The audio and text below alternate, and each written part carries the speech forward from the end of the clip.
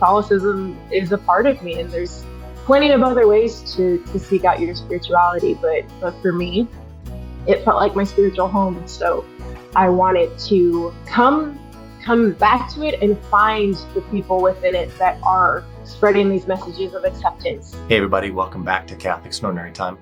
My name is Father Jack Bentz, and I am your host. This week's guest is Anne-Marie Pace. Anne-Marie is, or known as Annie, is a writer and director working out of Hollywood. She writes and directs for film and television. You might have seen her short film called Growing Fangs, excellent short little film that she did a couple of years ago. She also directs and writes for television. She did several episodes of the High School Musical, the series. She also works on her own projects. She's recently married to a longtime girlfriend who's also in the biz down in Los Angeles. And in this podcast, you'll hear someone who was raised in a Hispanic American home. Her mother is Latina. And how she came to understand herself as a queer woman and as a queer Catholic woman remaining in the church, and why she remains and how that all works out. So I hope you enjoy Anne-Marie Pace. Thank you so much for joining me on this podcast. We've been trying a variety of things in the last season. We did about 10 episodes of young adults, which is super interesting. Which you would have been good on as well. And we recorded those mostly in the spring, and then we've been rolling them out all summer long. It's been good. So nice. So how are you, Ms. Pace? I'm good. Yeah? I've been good. Yeah. What's happening? Just back in Los Angeles, moved into a new apartment in Los Feliz, which is really nice. Yeah. Yeah. How's the work situation looking? Work it's starting to pick up. There feels like there's a hope in the air. A couple projects on the horizon, but yeah, it's finally starting to feel like, okay, things are moving again. Yeah, that's really good to hear. You know, I know in 2021 you made a short film called Growing Fangs, which was excellent actually, and you were the writer and the director on that. Is that correct? Yeah, it was. I really enjoyed that. I thought what you were doing there, and maybe the project that Disney was promoting, like that have the launch pad of different voices, which is super interesting. Yeah. Oh yeah, I loved doing that. It was very they're really encouraging of us just sharing our authentic voices, and so much of me was in that short. So yeah, I love that you enjoyed it. Yeah, I really enjoyed. Well, first of all, one doesn't think about it until you see it, in the sense of like representation. You're like, oh, I think we're all good. And then you see some communities that aren't represented. And I don't mean just vampires, but I mean, because their story is told pretty extensively. They're not underrepresented. But once you see other communities, you're like, oh, right, that would be totally cool. Yeah. And I love the idea that this character is both human and a vampire, but then you're also bringing onto it a Hispanic and in an Anglo sort of setting, trying to do that. And then the sexuality piece as well. It just seemed all these layers of both ands. And yeah, absolutely. Yeah, that's what the hope was, to explore how we don't fit neatly in a box anybody. There's multiple identities that you can really tap into, and a lot of people really resonate with living in between, or in the hyphenates. So that's really what I wanted to explore with that. Yeah. And tell me how you grew up. Did you kind of grow up in that hyphen part? Yeah. So I am Mexican American. My mom's side is Mexican, and my dad's side is Southern, from Virginia. And so growing up, there was that element of living in between these two cultures. And then also the part of me that's queer identify as bisexual. So that was living between identities, it felt like. And yeah, there was a lot about, just growing up in the South. I was closeted at the time, growing up. So there was a lot of me that I was hiding from others, or I didn't feel yet comfortable to share. So those are sort of the elements that I was putting into that short, and sort of exploring how you find pieces of yourself that do make you whole, and sort of accepting and taking all those pieces of yourself, taking ownership of them. Yeah. And you now work as a writer director. Is that right? You, Again, yeah, another slash hyphen. Uh, yeah. you can never be just one thing, can we? Um, and how did you get into that? Is that something you'd always wanted to do, or? Yeah, it kind of started from, I mean, I was growing up in Tennessee in a smaller town where I was first kind of going to school, elementary school and middle school. But in the summers, my dad would take me, he's an anthropologist, so he would take me on his anthropology research trips. So from a young age, I was really getting to see a vast world and different cultures. And most of his research is in the northern Amazon, in Brazil, and the various indigenous tribes across Brazil. So I got to see ways of life that were so different than my own, but still find such a connection. Mhm. Even if we didn't speak the same language, there was connection there. And still to this day, I'll go back to some of these villages off the Amazon River and still have such friendships with the families there, and we still keep in touch. So that kind of triggered this like want to be able to unite um, different people, different ways of life through connection. So for me, my way of finding that was through film and through storytelling. Mm. And had you started as doing stage acting, stage direction, and then moved to film, or you went right into film? No, actually, it started out with documentaries first. I was shooting documentaries for my dad in the more ethnographic Mm. sense. And then in undergrad, I did journalism, focused more on that. And it wasn't actually until after college I moved to New York and started PAing for a bunch of different sets. And that's where I really fell in love with narrative and started me on my path there. And then did you go to school for that specifically after that? Yes, yes. I went to UCLA for their grad program in directing, which was what brought me out to California. Oh, okay. And how do you like the shift? I mean, it was gradual, but from Tennessee to LA. Yeah, it was definitely such a important part for me of like, especially going to film school. Like in film school, we had to really dig into who we are as an artist and what we want to say. And at the start of film school, I still wasn't out yet. And about midway through is when I came out and fully took ownership of my identity. And that was just like life changing, obviously. Like it directed everything of my art and what I want to say. And I just really found myself, which was really wonderful. Hmm. Why do you say obviously? Because I would agree, obviously, but why would you say obviously changed everything as an artist to be able to to come out like rather than Yeah, how does absolutely. Yeah, I think, as an artist, we're just trying to tell our truths and explore perspectives. And I think when we don't fully know ourselves, there feels like a blockage there of Mm, what is it we want to say? What is it that um, we even believe or understand of ourselves? And what do we want to explore?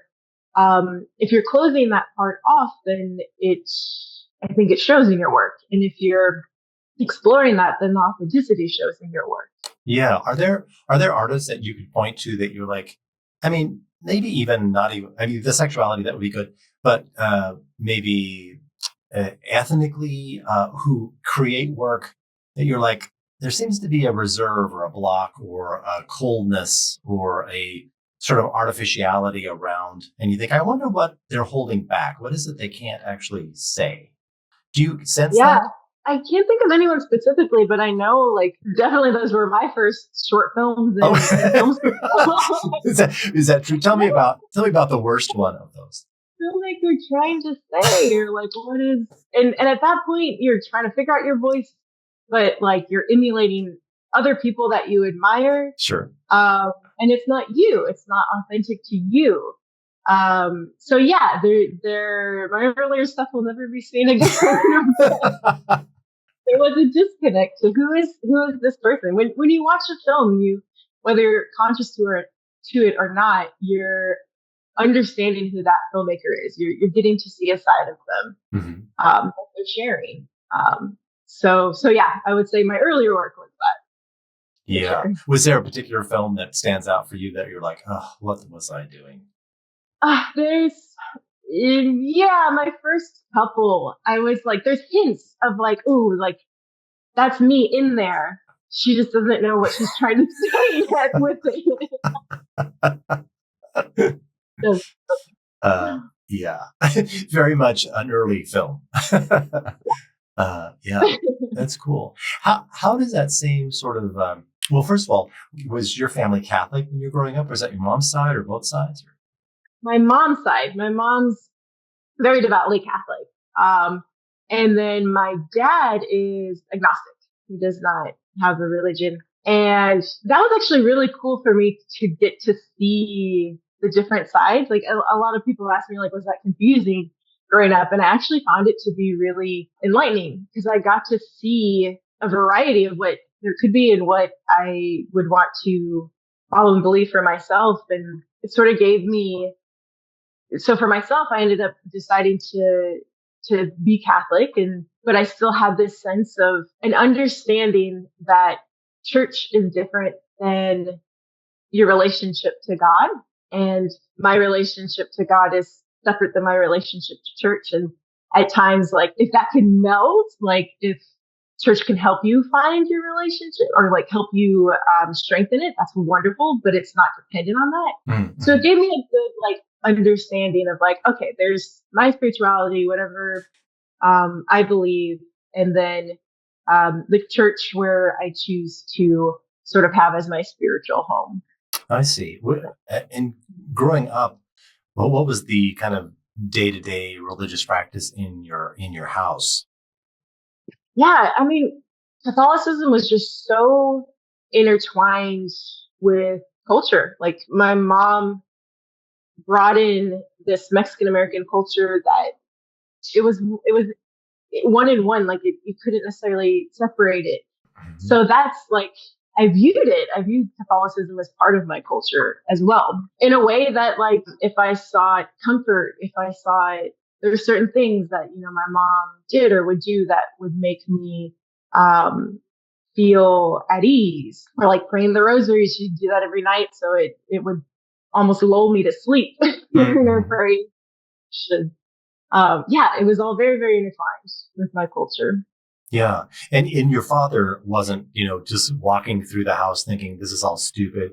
Or, I already spend a lot of time looking at, indigenous tribes who haven't figured it out. And this is just one. And now I live with one of them, or was he neutral or supportive? And, or how was he?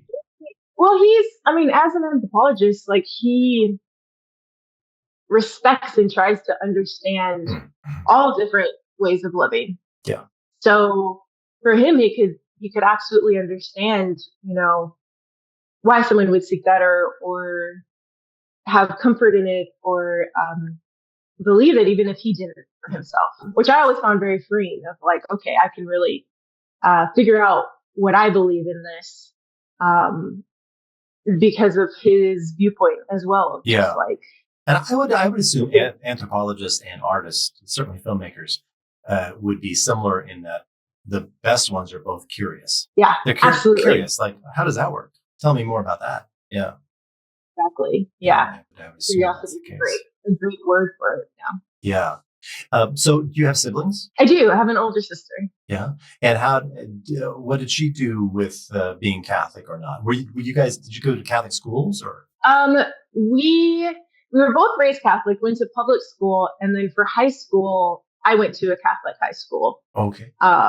Just because of financial things were more set up at that time for me to go. So Mm-hmm. she never experienced that. But both of us were raised very Catholic, did all of our sacraments. And it's interesting because now I would say she is Catholic light. She'll go to like, important holidays with my mom and things like that. And I actually became more so involved with my church in Hollywood. So yeah, it's interesting to see how our two perspectives kind of have shaped Yeah. differently.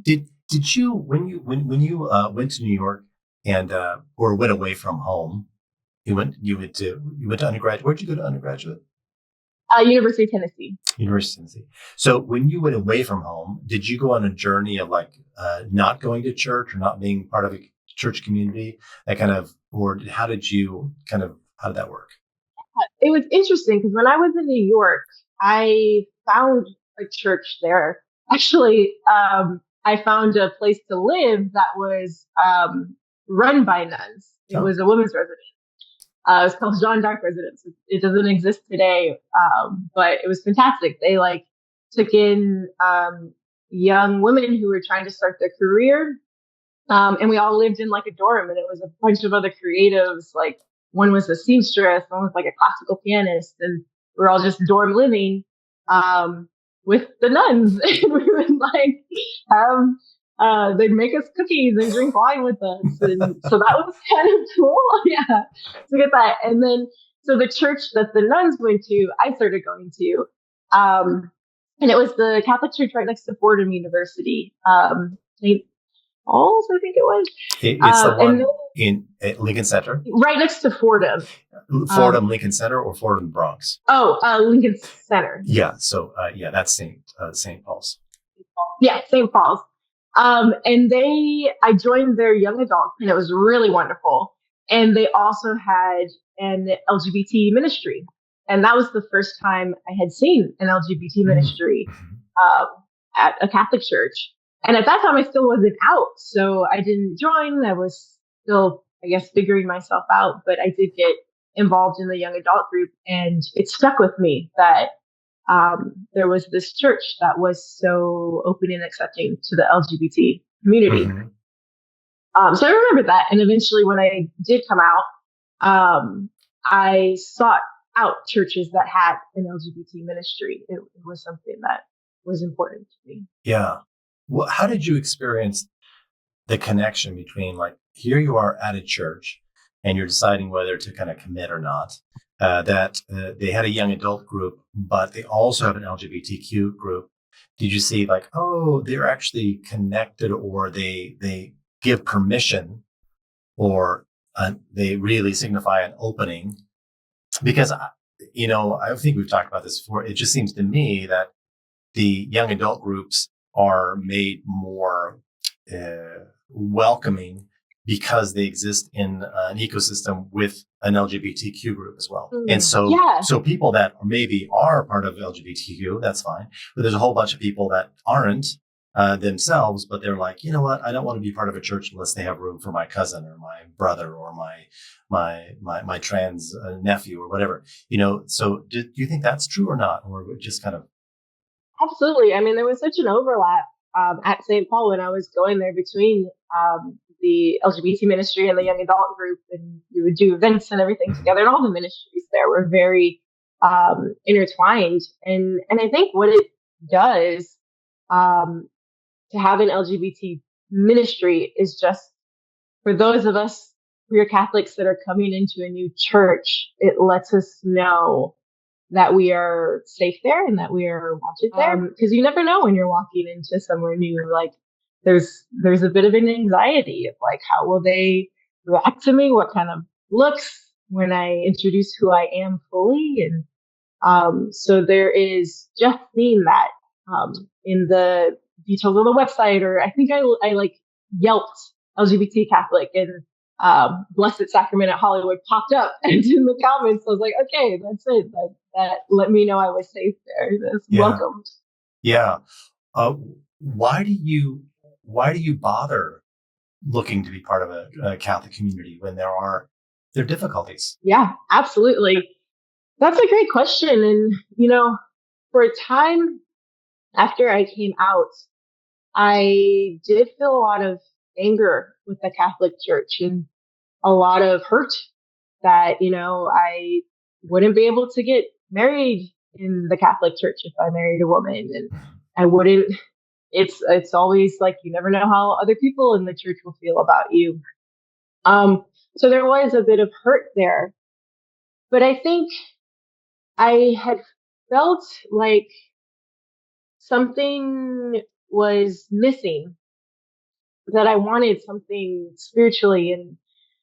And for me, like a lot of people will turn to either another religion or spirituality, and anything that works for you is fantastic and should be sought after. But for me, Catholicism was my spiritual home. It was so intertwined with my culture. It was intertwined with who I was, that it didn't feel fair almost that I would have to turn away from Catholicism just because of accepting who I am. So that's kind of how I thought about it. And even like, I grew up in Tennessee. At times, Tennessee hurt me growing up there and not being able to come out, especially in the early 2000s. Um, I would never turn away or say that I wasn't Southern because of that experience. I'm Southern. It's so fully who I am. I lived there for 21 years of my life. Like, it's so a part of me that I guess that's how kind of I was viewing it. Like, Catholicism is a part of me, and there's plenty of other ways to seek out your spirituality. But for me, it felt like my spiritual home. So I wanted to come back to it and find the people within it that are spreading these messages of acceptance and loving. And there are they have to search them out, but there are plenty of people that do welcome and love and accept others. Yeah. What finally kind of shoved you to come out? Was it the artistic piece that we were talking about before of like, shoot, if I'm going to do this art stuff, I got to do it as me? Was that No, a big piece of it? I think it was being in a place where, I had other friends that were out and queer, and I was in this community where it was very, very safe and encouraged to be who you are. So that made me feel safe enough to be like, okay, I'm going to do this. And however my family may feel, however my friends back home may feel, I felt empowered, to be who I was, because I saw so many people being who they were, and living a fantastic life because of it. How did your family take it? My dad was very accepting. Is an anthropologist and is who he is. He's just a very open-minded person. My mom had a harder time. She didn't know what that meant within Catholicism, within her religion, if it was a sin. She took a little longer to come around to it. And actually, I remember her telling me after I came out to her that she went and sought advice from the priest. The first priest she went to told her, you have to bring your daughter back to God, whatever way that takes. Like, if you stop talking to her, if you you have to send a message and bring her back to Christ. And my mom just felt something. It didn't feel right. It didn't sit right in her. So she went to a second priest and asked the same thing. And that priest told her, you know what, you should see this as a gift. A lot of times people in the LGBT community, they are so loving and compassionate to other people because they understand what it means to be different. So this is a gift that has been blessed on your daughter.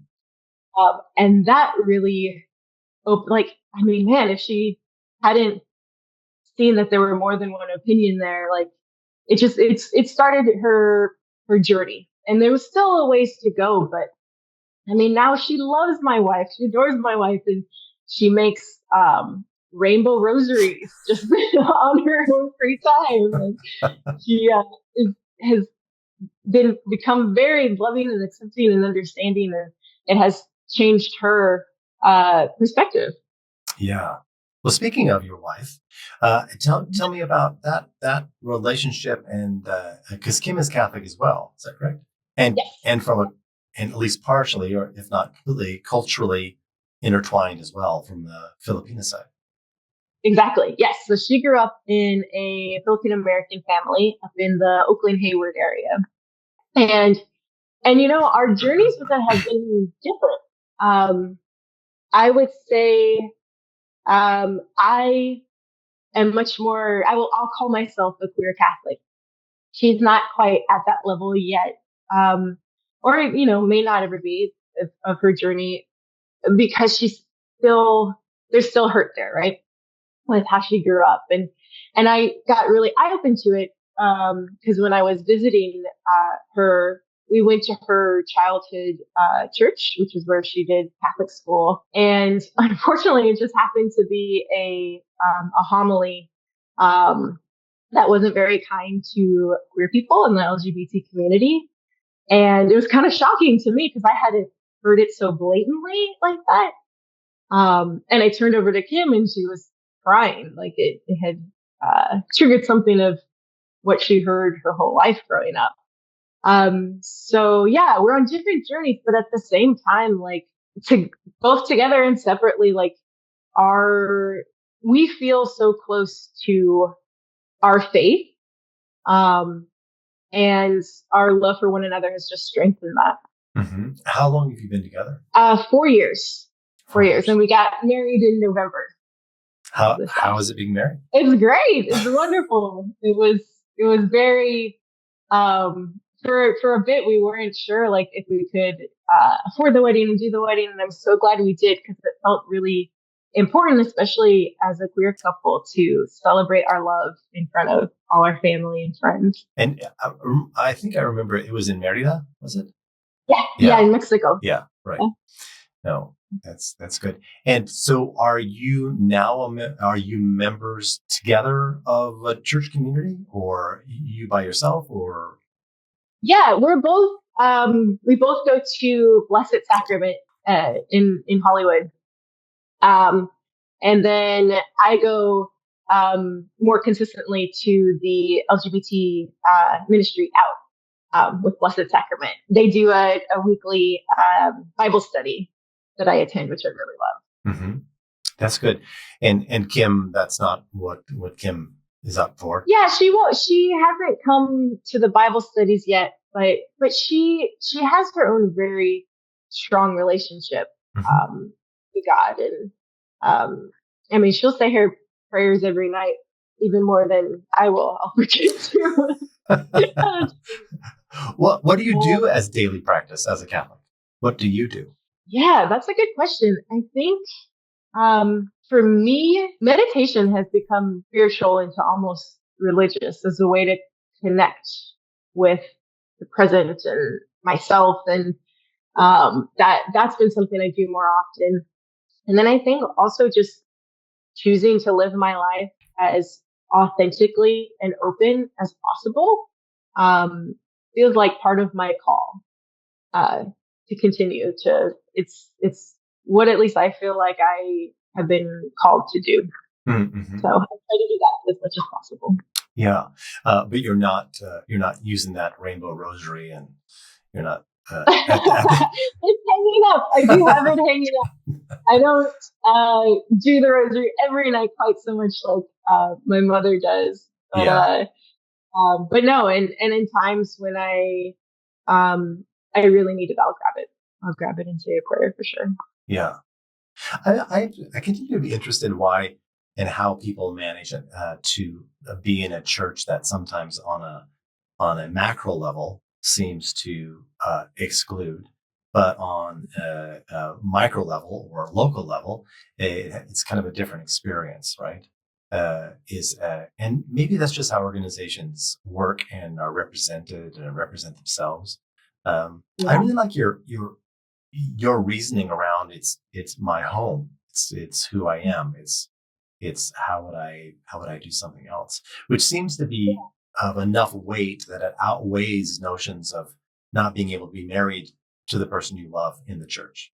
It seems to be, it doesn't seem to be the deciding factor. Yeah. And to be fair, like there still are times where I feel a sense of hurt of like, we did get married in November, and I would have loved to have gotten married by a priest, and sharing Catholicism that both of us share. But at the same time, in the same sense of like, I had learned even from young that my relationship to God and spirituality is bigger than a church bigger than an institution. Like God was there. It was Yeah. so clear. Yeah. Oh, felt it. God doesn't get on the plane with just the priest and go to. Yeah. That's not how that works. So that's the queer part. I'm curious about how women navigate the church, because it can feel like, well, we're not equal to the men within the church. Did you manage that at some point in your life, or to your satisfaction? I mean, I used to grow up saying that I wanted to be a priest, that I wanted to, lead a church and say a homily. And I guess in a way, I'm a storyteller, so I found a way to do that. But no, yeah, there's always like kind of questions with that. But I think I guess for me, that's why I chose to continue to stay a Catholic and identify myself as a Catholic, because there is still things that need to grow and change. And if I'm in it, it feels like I can help, be a part of that change. Mm-hmm. So I guess for me, that's part of it. Like, yeah. Yeah, I think that's true because, that resonates with me, because sometimes people are like, I leave the church for these reasons, and so I'm going to stand outside of the church and affect no change. But it's the same, because I will ask people, oh, so you have every reason sometimes to leave America as well. People are like, well, I don't know, because they see what in that particular case, I hope they can see what the United States could be, or maybe what they thought it was, or what hopefully if they stay with it, it'll continue to be better, rather than just, that's it, I'm moving to Guam, Yeah. Absolutely. And I've seen that in so many ways in my life. Like even, I still kept such close friendships with all my friends from Tennessee. And if I had just, turned away and shut out that part of my life, I wouldn't have gotten to see how accepting they were of me. And even I brought Kimberly back to Nashville, and it was so cool to see how queer friendly it was. And like, you have to give people an opportunity to still grow, and it might be slow at times and it might be painful and hurtful, but I mean, my mom is proof of that. Yeah. Is that what you would say? Is that what you would say to younger queer people who are figuring themselves out, and whether they want to how to do it, as far as vis-a-vis the church or their families or their communities? Yeah, I always used to say, especially like when I first came out and my mom didn't handle it well, there was a lot of hurt there. I would remind myself, okay, it took me 25 years to come out and accept myself. I can give my mom a little bit of time to accept me. And that was helpful. Granted, it's hard, and not everybody has, sometimes parents just completely disown you, and I can't imagine the hurt of that. But in my case, giving her a little bit of the time and patience, she really was able to find her way and to fully accept, who I am for who I am. Yeah. When you say that, I kind of think, sometimes people think about the church, or classically the church has been defined as mother and teacher, which is sometimes helpful, mater and magister, and that's sometimes helpful. But when you say that, I'm like, that would be interesting. How long does it take the church as a mother to get used to the fact that she has queer children? Oh, that's great. I actually love that. Like, if it took Olga, your mother, that amount of time, what would it take? Yeah. And the church is a lot older than your mother, Yeah. Yeah, exactly. Yeah. And there is, like, I think, slow change, but you see it because, humans are capable of change. And a lot of times they just need to know and love someone who is different to understand that people are just people. Yeah. Now, do you think you'll have kids, and how will you raise them? Do you think? Yes, yeah. We're planning on having kids, and we are going to raise them Catholic and have them baptized. Also allowing them to explore their spirituality in any way that they want to as they grow up. That's something I really appreciated of my parents, and I had these sides of Catholicism and my dad who was agnostic that I could have fallen anywhere, and I had the freedom to choose what I wanted to believe and what worked for myself. So I think both of us are very open to that, but also sharing with our kids what we believe and how we found faith. Yeah, interesting. I hope that goes forward with having children, and you can manage the right moment and all of that, Yeah. because it's not it's a big commitment, and it's not cheap, and all those things. So Yeah, for sure. that's a lot to manage. Yeah. Good. This is basically what I wanted to talk to you about. This is I just don't know that the church necessarily asks people, oh, why? Well, just about anyone actually. How is it going? Often because there just isn't the moment or the opening for it. But when you were preparing for this conversation, were there things that were on your mind, or that you wanted to talk about? I think one thing was just like in in the conversation of like why I decided to come back to the church, but even more so how my relationship to, I guess it would be like my relationship to Jesus grew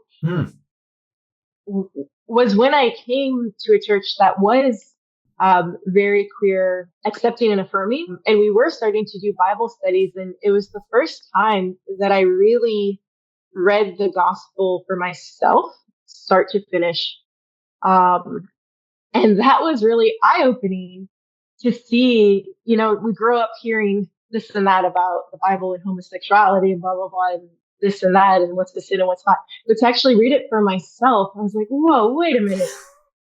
So much of the gospel is Jesus seeking out those that are marginalized or outcast. He himself was considered an outcast of the time. And if anything, if he was condemning anything, it was if people were following the law of the Bible more so than loving and accepting each other. Yeah. So it was this total like, wow, like I needed to read this for myself and not just, trust what I was hearing. And it opened up this whole like, oh, it strengthened my faith in a way that I could not have imagined. And when did that happen? That happened at St. Paul's? No, it was in California. It was a couple of things. It was going to Blessed Sacrament and doing Bible studies there with an LGBT community. Yeah, that was a huge part of it. And then also I was just seeking out different books, different things. Ewan Trulio has a book called LGBTQ Catholics, and in it she talks about the gospel story of the woman at the well in the Samaritan woman, and that was really cool to see. How the story is that he approaches this woman at the well who's a Samaritan at the time. Jews and Samaritans, and he broke whatever social norms of the time to go and talk with her. And she was, touched by his message of love and inclusion that she went on to tell the other Samaritans about him. And to me, seeing that and relating it to being queer, it was like the first time I could see myself as a queer person in the Bible, which was a really cool sort of realization. And yeah, that opened the door to like, oh, okay, I need to read the rest of the gospel and all the gospels and understand this for myself, because there is so much to Jesus seeking out the other. It is so powerful when you see yourself in those stories. You're like, oh wait, that's the space for me. That's where, yeah. It's great. Absolutely. And this leads me to this question I have to ask you. As a filmmaker, as a Jesus follower, what do you think of The Chosen? I haven't finished it. I've only watched some of it, but no, I think it's cool to watch it and see a way through it where you can, anytime you see the gospel through your own perspective and understanding is very cool. So that's been cool to see. And also just, I saw on a Instagram post that one of the crew members, had a pride flag on their camera as they were filming it. So I was like, oh, yay! So yeah, I'm a supporter. That's funny. I had not seen that. That's good. Yeah. Nice. Well, thank you. Thank you for telling us about that experience of encountering the actual gospel as opposed to what anyone, the kind of stuff you just think you knew, or you kind of take for granted other people's impressions of the gospel, and being used for different political ends. It's always worth it actually reading it for yourself. Thank you. And thank you so much for taking the time to do this with me. Yeah, absolutely. I was excited to. And it's super good to see you as well. Yeah. It's really, I know. Really nice. Yeah. And best of luck with the next projects. I'm really glad to see that you're moving on, and because it seemed to me that maybe the pandemic came at a really bad time for your career. Oh, I mean, everything with the pandemic, with the industry, the strikes. Yeah, it's hard for everybody. Everybody is struggling right now. But I mean, you just got to keep on moving forward because, stories are really important. Representation is really important. Like, if anything, like you said, being able to see myself in the Bible is like life changing. Like, to be able to do that in a storytelling setting is really important. Yeah. So we'll continue to and thank you for making vampires more visible.